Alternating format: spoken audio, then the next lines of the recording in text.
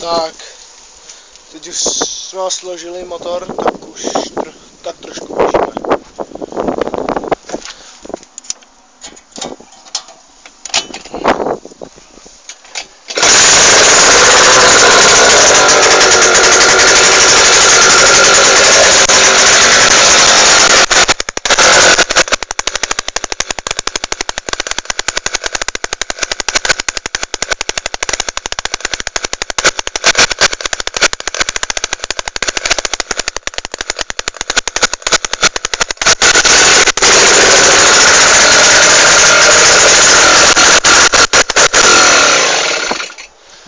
Tak, abych byl konkrétní k motoru, tak je to obyčejná 60, je tady nový válec, sportovní klikovka je s guferou, jehličkový ložiska, no, ještě v létě se dostane na karburátor a